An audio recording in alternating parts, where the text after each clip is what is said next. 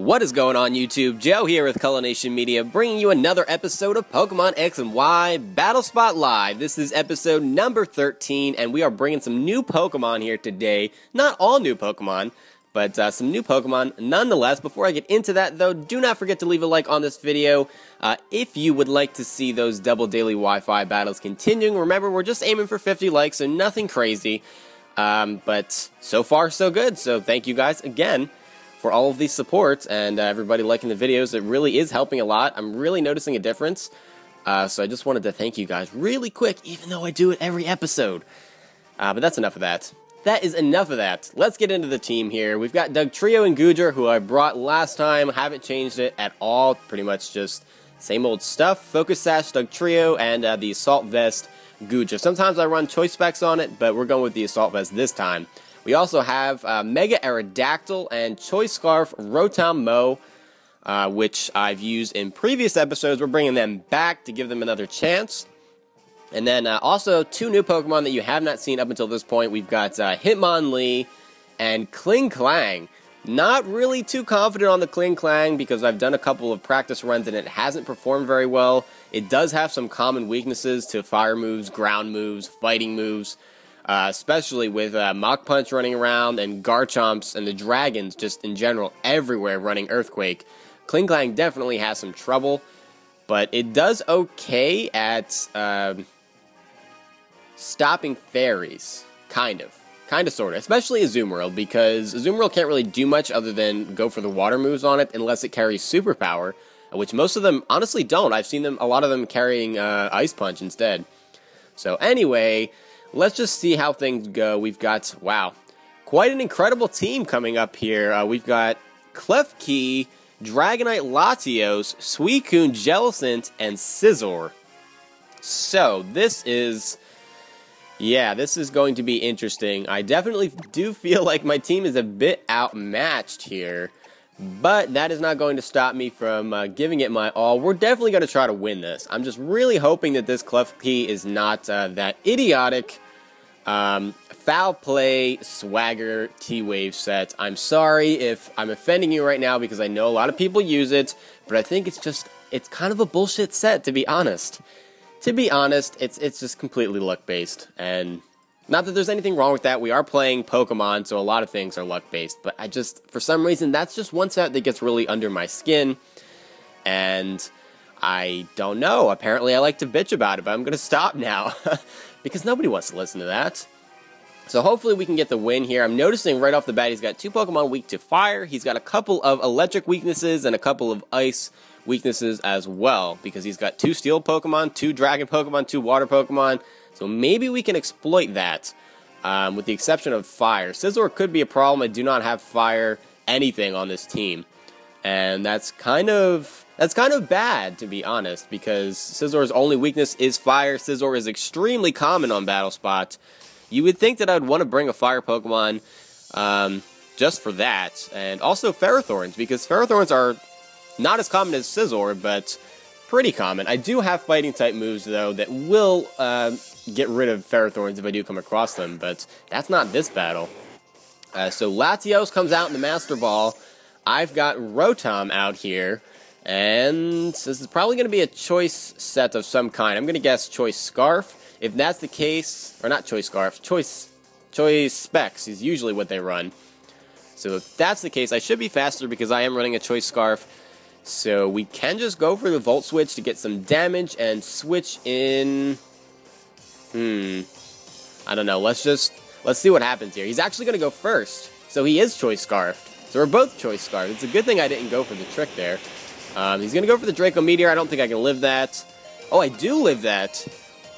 I do live that with 17 HP. Really did not think I was going to be able to live a Draco from a Latios. We get a crit on the Volt Switch, and that means absolutely nothing. Basically a useless crit. So we're able to get out of there with the Volt Switch, which is great. He is locked into it. We know that much. So he's either going to have to just keep spamming the Draco Meteors or switch.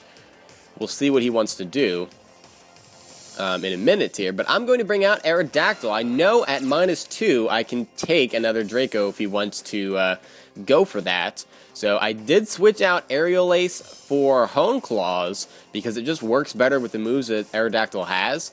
I am running Stone Edge and Aqua Tail, neither of which have perfect accuracy, so Hone Claws does help that out a lot.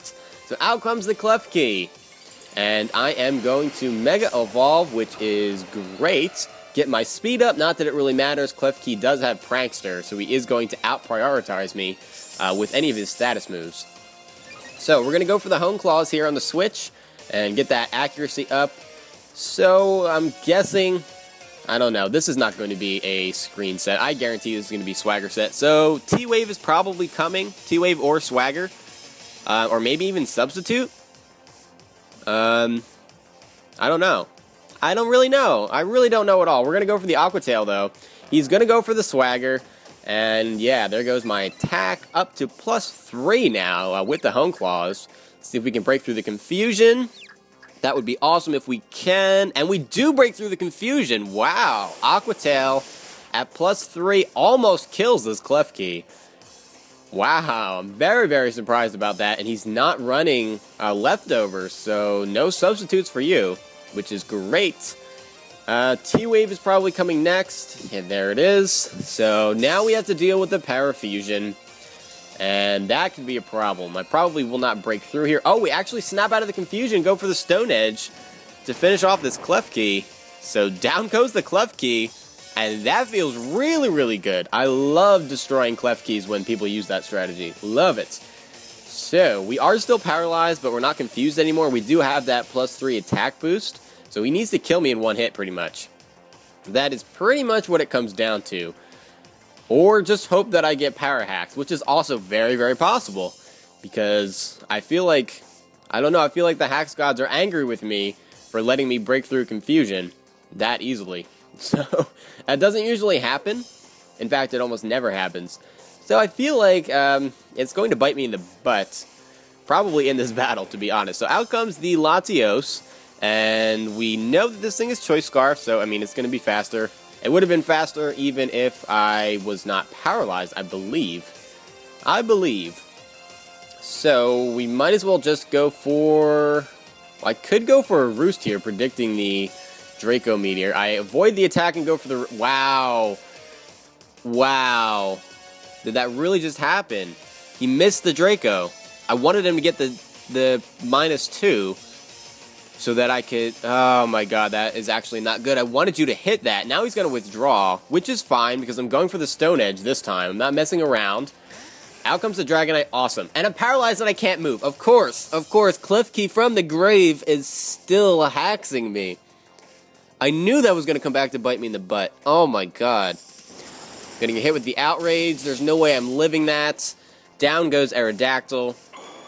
I should have just went for Stone Edge the first time. I should have just went for Stone Edge on the Latios, not Roost. What are the chances of that? Wow. I have no words for that. I have no words for what just happened. Great.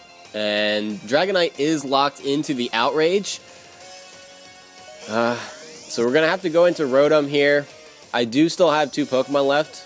More like 1.5 with Rotom being at 17 HP. So I'm just going to go for the Thunderbolt, let him kill me off, see if he can get confused. That's really my only hope here, is to hope he gets confused after two turns and then hits himself. And that's really sad that that is what this match has come down to. That's what I get for going for Roost, though. It's my fault. My fault. Oh my god. So he is confused after 2 turns. So that is good. I'm going to have to go into Goodra now. And basically what this comes down to is if Dragonite hits himself in confusion, I'm going to kill him with an Ice Beam. If he does not hit himself in confusion, he's going to go for the Outrage again, and he's going to kill me, and that'll be the end of the match. But if I can get Dragonite out of here, I will be in good shape, because Latios will have to come back in. It doesn't have a boost in special attack, and it'll be locked into a move. So that is just great. He does hit himself in confusion, which is awesome. So this Dragonite is dead. Wow, the hacks is going both ways this time. Okay. Alright, I cannot complain. I cannot complain whatsoever. So all of that bitching from earlier, I need to just throw that out the window, take it back, because the hacks is definitely going both ways. Alright, so the Latios comes out. He's going to have to lock him into something. Well, that made no sense. He's going to have to lock himself into a move, is what I meant to say, but it did not come out correctly. He goes for the Draco Meteor. That's the logical move. I am running Assault Vest, though, so I'm going to live that. With 70 HP, I really didn't think I was going to take it that well, but I did. Let's see if Dragon Pulse will kill. Hoping it does. And yes, it does. So the Latios goes down, and we're actually going to come out of this match somehow with a W. I don't know how we won that. To be perfectly honest, I really don't know how we won that at all.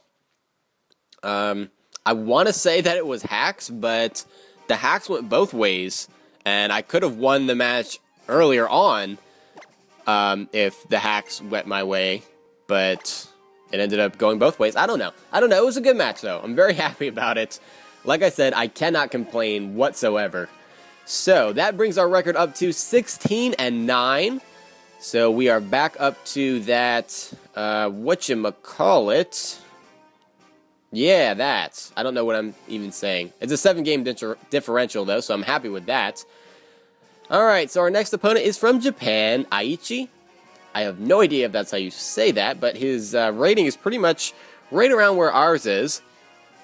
So, another Talonflame. Talonflames are just running around everywhere. So Heracross, Talonflame, Garchomp, Togekiss, Tyranitar, and Nidoqueen. Yeah, okay. Well, I'm enjoying seeing the Heracross and the Nidoqueen, that's for sure. Tyranitar, Togekiss, Garchomp, and Talonflames are on like every other team.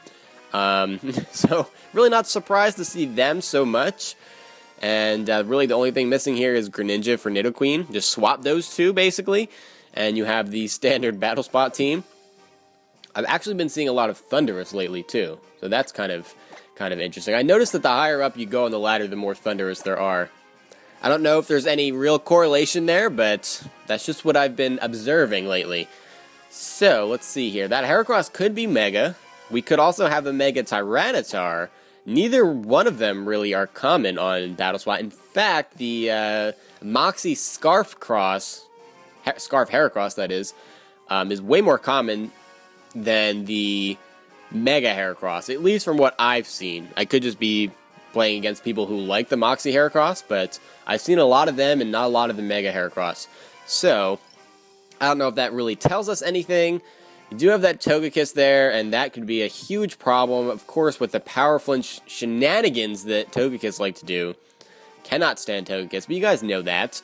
Talonflame, I really don't have a problem with Talonflame, it's just that my teams a lot of times are weak to it. I really need to start bringing Pokemon that can handle Talonflame. Thankfully, I do have, well, as we saw in the last episode, Doug Trio apparently can take care of Talonflame without a problem. And then we also have Aerodactyl.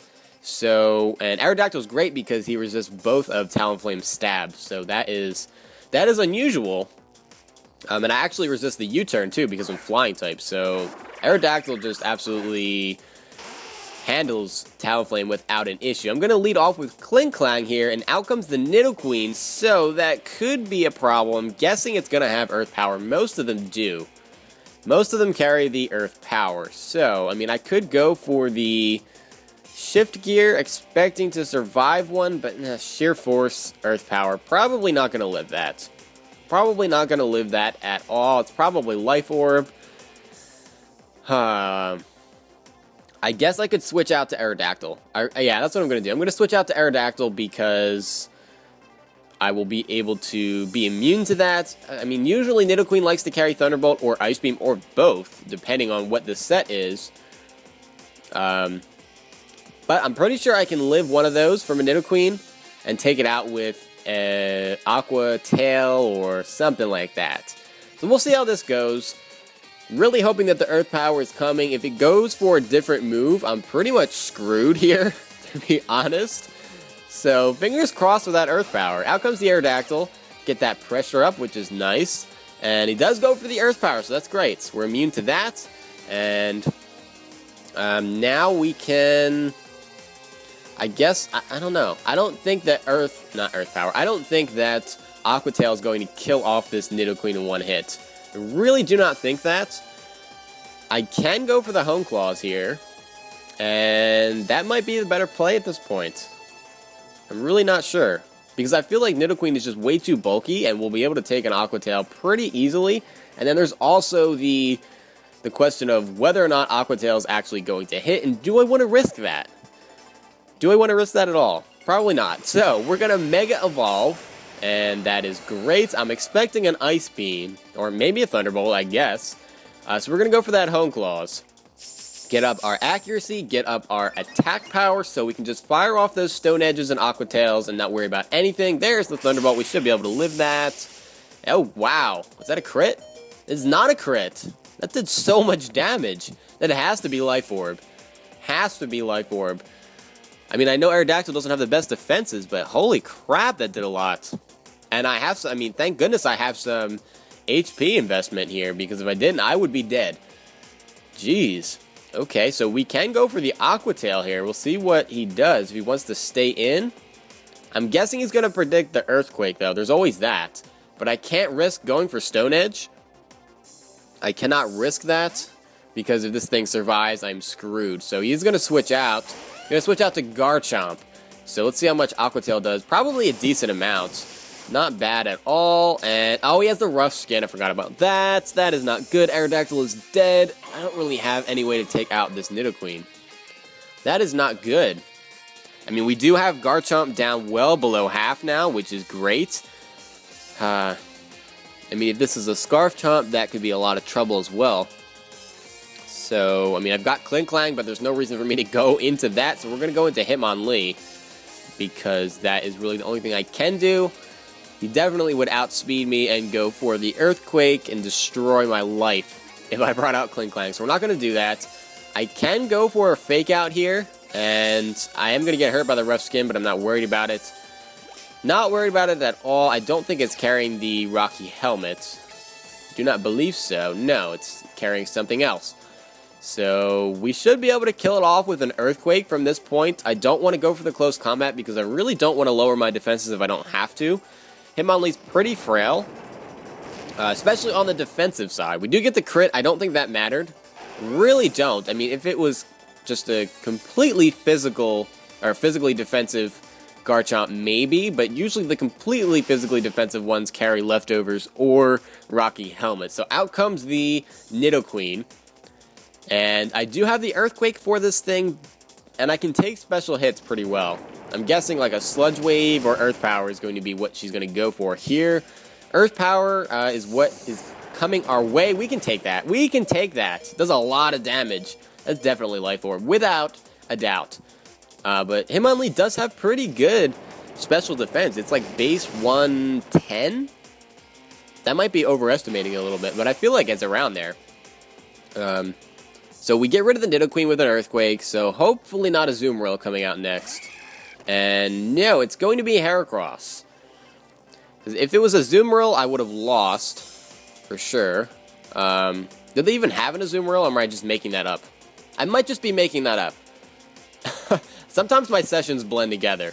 I'm sorry. Alright, so let's see. There's not really much I can do against this Heracross. It resists like every move that I have except for Stone Edge, which is a problem. Can't go for the close combats.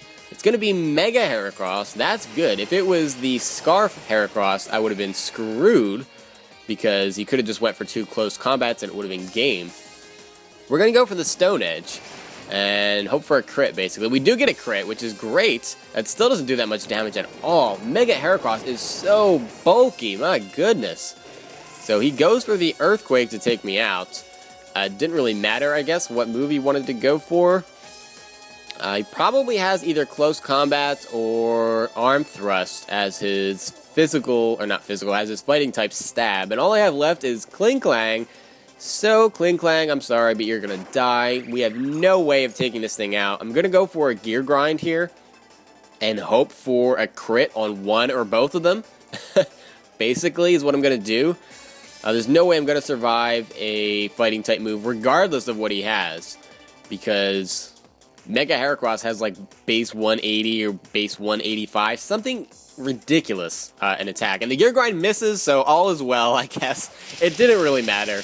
That was not game-changing or game-breaking in any way. At that point, we had already lost. So that is unfortunate that Kling Klang didn't really get a chance to shine. Hopefully it will next time. Because I'm going to bring the same exact Pokemon for the next session and see how things go. So far, though, Aerodactyl's been putting in some good work. I'm much happier with the Honeclaws than I was with the Aerial Ace because he literally died every time I used him last time. I used him for a couple of sessions and he did not do anything. But the Honeclaw set is much, much better, even when foregoing Earthquake. I could get rid of Roost for Earthquake if I really wanted to, but I like Roost on there. I really, really do. So anyway, that is a loss. That brings our record up to 16-10, so we're sticking nice and clean at that 6-game differential. It's unfortunate we didn't get the double victory, but oh well. We've just been going 1-1 in pretty much every episode for I don't even know how long. It's been at least like 3 or 4. If not more than that. But I'll take that over a double loss, so cannot complain whatsoever. Alright, well that's pretty much it for this time, guys. Thank you very much for watching, as always, and do not forget to click that like button right below this video. Remember, if we reach 50 likes, we're going to keep up those double daily Wi-Fi uploads. And yeah, that's it for this time, so I will see you in the next episode. But until then, game on.